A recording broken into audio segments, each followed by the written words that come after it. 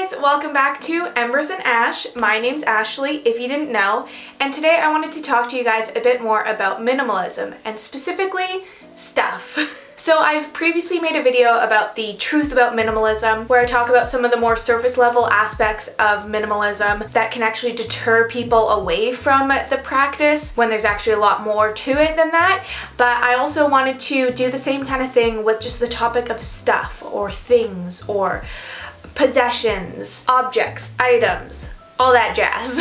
So I found that there's a very negative connotation around stuff, especially in the minimalism world, and I wanted to just share some of the knowledge that I have gained over the years to have more of a healthier mindset around stuff. So the first thing I want to address is that stuff isn't bad. There's obviously a reason why people are gravitated towards stuff is because it can bring you a lot of joy or convenience or beauty, which are all good things. Like, it's good to be able to find beauty in the world and enjoy all the gifts that you've been given. Stuff turns bad when it starts to gain a hold on you and you're relying on those things to bring you joy and relying on those things to make you happy. Because stuff doesn't give you long-term happiness or long-term joy. So it's that vicious battle of always needing more stuff to refill your joy. So that was the first point. Stuff isn't bad. Try and change your mindset around stuff because it is inherently good and beautiful. And also, like, you need stuff to live. Like, people have this scale that the less stuff you have, the better of a minimalist you are, but you need items to survive. Like clothing, you know? The second truth I want to lay out for you guys is that less stuff doesn't mean less mess. Having less stuff can help you clean up your home a lot quicker, but you're still living your life and you're still going to be making a mess in your house. I am a messy person and I love cleaning, but I also love making a big mess, and having less stuff doesn't change that. It just means it's easier to clean up. And I just feel like a lot of people go into minimalism thinking, oh, when I have less stuff, I won't have to clean my house anymore.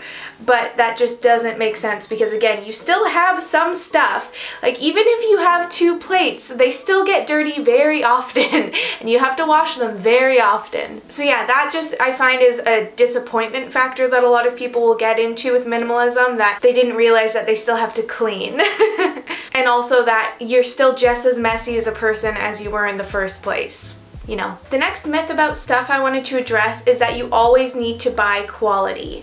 This, I find, is again very prevalent in the minimalism world, where it's not about quantity, it's about quality, which is a very valid statement, but there's a lot of areas in your life where you don't need to invest in quality, and that's fine too, because we're all here trying to, like, save a buck as well. And there's so many times in your life where you'll find that you don't need to buy the highest quality item to get the same effect or enjoyment out of something. Like, you don't need to buy the Calvin Klein towel set for your bathroom. You can get the cheap Walmart brand and they're gonna work just as well, but people have this mindset of, like, minimalism means few and the best as possible, which I find is just a waste of money most of the time.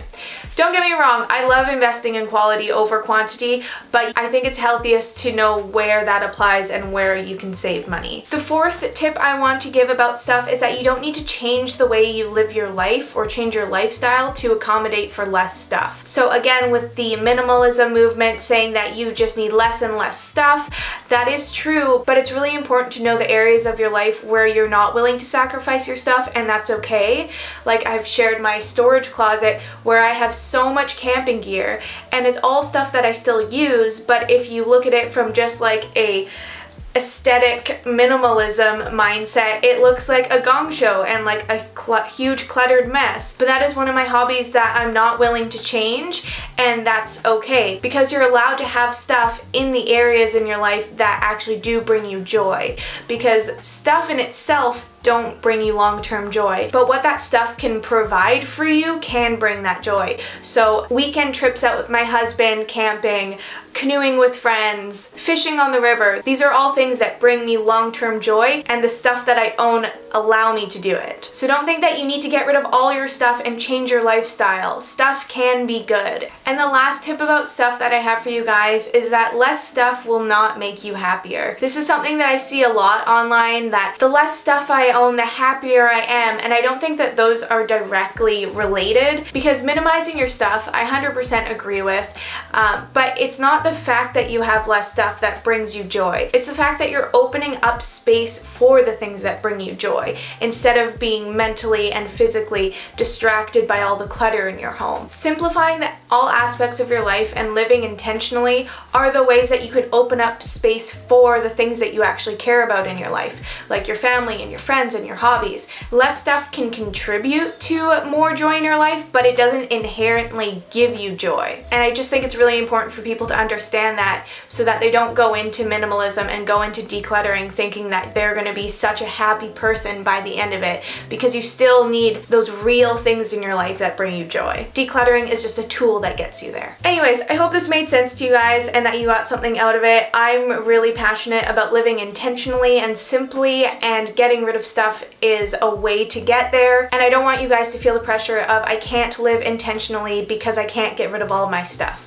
Not really the point. Anyways, thank you guys so much for watching. I'll catch you in the next one. Bye!